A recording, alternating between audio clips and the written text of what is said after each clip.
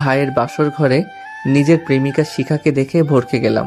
এক মুহূর্তের জন্য নিজের চোখকে অবিশ্বাস করতে বাধ্য হলাম। মনকে সান্ত্বনা দিয়ে বললাম, ধুর, সে তো আমায় অনেক ভালোবাসে, এমনটা করতেই পারে না।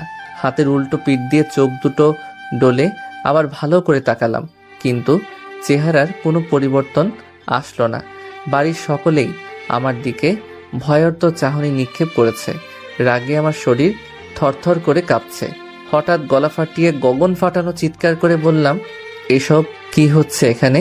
আমার চিৎকার শুনে বিছানায় বসে থাকা আমার প্রেমিকা ভয়ে কেঁপে ওঠে। কেউ কিছু বলার সাহস পাচ্ছে না। আমি সোজা ভাইয়ার কাছে গিয়ে তার কলার ধরলাম। এসব কি দেখছি আমি? তৎক্ষণাৎ সবাই এসে ভাইয়াকে আমার থেকে সরিয়ে নেয়। আমি আবারও চিৎকার করে বলতে শুরু করি, তোমরা জানতে না শিখাকে আমি ভালোবাসি? ও আমার গার্লফ্রেন্ড ছিল, তারপরও এই কাজটা তোমরা কিভাবে করতে পারলে? কারণ আমি তোমাকে ভালোবাসিনি। পিছন থেকে শিখার বাক্যটি শুনে আশ্চর্য হয়ে গেলাম। 2.5 বছরের সম্পর্ক আমাদের, আর সে এত সহজেই বলে দিল আমি তোমাকে ভালোবাসিনি। তাহলে কি এতদিন সব তোমার অভিনয় ছিল? হ্যাঁ। অবাক করার বিষয় হলো, শিখার মুখে অনুশোচনার কোনো ছাপ নেই পর্যন্ত। আমি দিক বিদিক হারিয়ে শরীরের সর্বশক্তি দিয়ে শিখার গালে থাপ্পড় বসিয়ে দেই। এতে সে বসা থেকে শুয়ে পড়ে।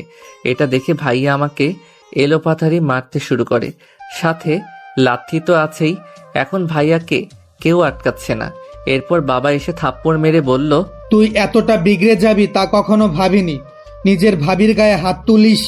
ছি, ভাবতেই ঘৃণা হচ্ছে তোর প্রতি। চোখের সামনে থেকে চলে যা। ভাইয়ার ঘর ত্যাগ করার পূর্বে শিখাকে উদ্দেশ্য করে বললাম, যেখানে নিজের পরিবার আমার মন বুঝলো না, যেখানে 1000 টাকা দিয়ে কাপড় কিনে রঙের গ্যারান্টি পাই না আর তোকে ফ্রিতে পেয়েছিলাম, সেখানে রং বদলানোটা খুব কঠিন কিছু নয়। সময় একদিন ঠিকই এর বিচার করবে।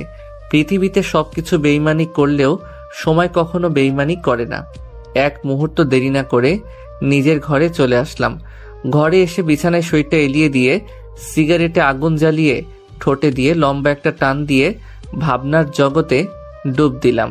একটা মানুষ কিভাবে এতটা পরিবর্তন হতে পারে সেটা ভাবলেই মনটা কেমন যেন ছন্নছাড়া হয়ে যায়।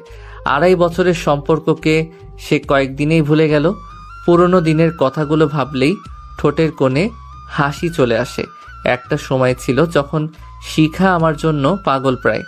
যে মানুষটা আমাকে ছাড়া এক মুহূর্ত থাকতে পারতো না, আজ সেই মানুষটাই আমাকে বলছে কিনা সে আমাকে ভালোবাসে না।